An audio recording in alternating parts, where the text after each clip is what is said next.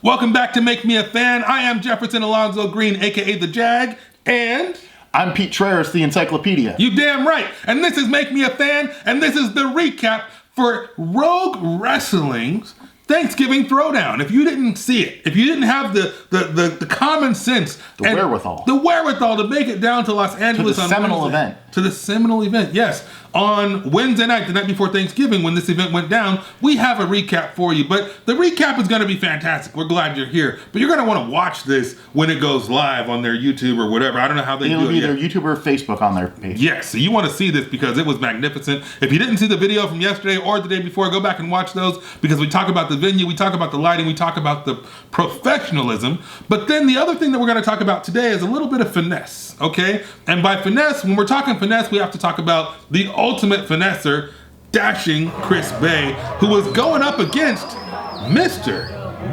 Matt Cross. Mr. Matt Cross. What was the name? M-Dog. M-Dog. Matt Son of Cross. Havoc. Tell me a little bit about Matt Cross. This is my first time seeing him. Absolutely. Tell the Jag and the people peace points on Mr. Matt Cross. Sure. So I think first what it needs to start out with is he was on Tough Enough.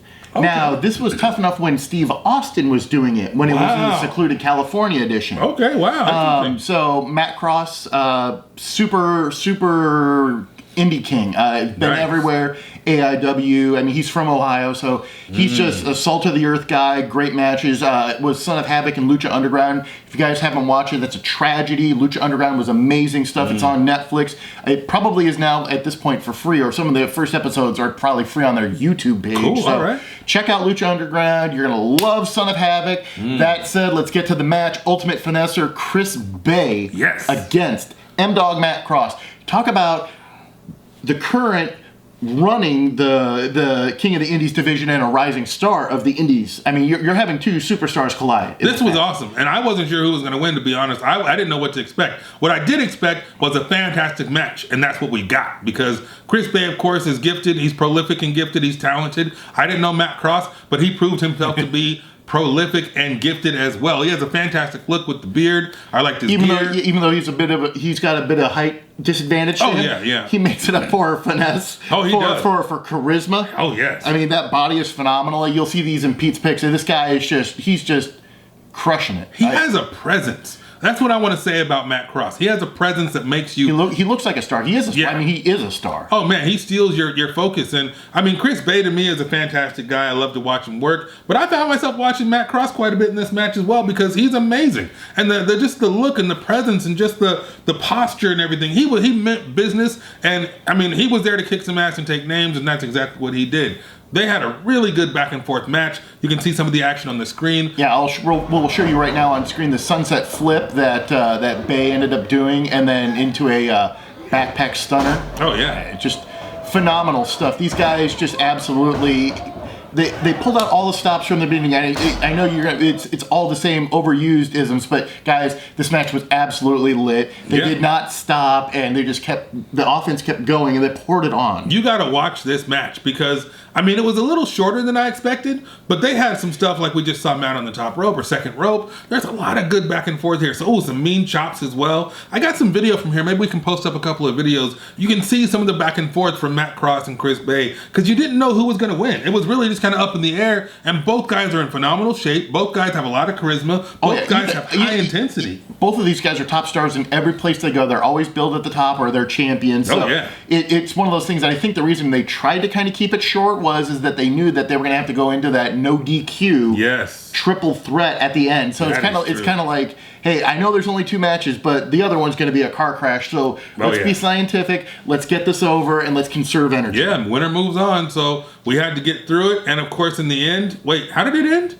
So we're going to get to it, but it's Chris Bey hit him with kind of like the step up insecurity. The one thing I wanted to show before that was Matt ended up actually using the trusses of the building itself. We'll make this as a GIF, and he actually did like a stomp to the back of Chris's head that I thought they paralyzed the guy. I mean, he looked dead. And then he turns around and hits him with a standing, or attempted to hit him with a standing suplex. Moonsault. Yeah, that was fantastic. Matt Cross, I've never seen you before. I'm still a rookie. You know, I'm the WWE guy. He's the everything else guy. But you definitely made a fan out of me that night. And it was a fantastic match. And I think in the end, Chris Bey ended up with the win. He did, and then he hit him with this Code Red that was just absolutely amazing. Oh, yeah. And then I think here's They hit him with a step up enziguri, and then it was over. Okay, yeah, I remember that. That was a hell of a kick. That was great. Now, in the background, you see your boy, what's his name, Nick? Mm-hmm. Nick is killing it because he's, taking care of the action in the ring, but his expressions and his presence are great too. You got to show love to the third man in the ring at all times because 100%. He makes it that much more entertaining. And so I appreciated everything he was doing, just kind of building that suspense. And in the end, it was just, I got to say, it was a fantastic match. If you weren't there, you missed out. You better be there for the next one. They'll be able to watch it on YouTube. Absolutely, because they were not messing around with the Road Wrestling, amazing match. Good stuff. Definitely very good. Very much a fan. So what match is tomorrow? Tomorrow it's going to be Hammerstone. Hammerstone against? Yes, the Machine. Mr. GMSI himself. And boy, oh boy, I think both of them got their stuff in. Oh, they most definitely got their stuff in. The Swoverine versus Single H. I don't know all the nicknames, but hey, that was a fantastic match. Guys, if you like Beef Boys, if you like a big festive fight. Yes, these guys are not playing around. This is a whole lot of two slabs of beef going at it in the ring. Lots of good action. I know Pete's got some good picks. The Jag has a couple of cool videos. We will talk about it and show you more of that tomorrow. As for today, what you have to do right now is you have to bionic elbow that subscribe button. You got to ring that bell so you get notified anytime there's a new video. Hit the like button, add us any comments, be part of the conversation. Join the conversation. Jag's Jabs. You've got those coming. Pete's Picks. Of course. Let us know, what did we get right, what did we get wrong, who's completely off base. For sure. And if you think that anything that we got wrong, please hashtag prove the Jag wrong. Let us know. And tomorrow, come back for that super heavyweight showdown between Hammerstone and Brian Cage. See you guys tomorrow. Thanks, guys.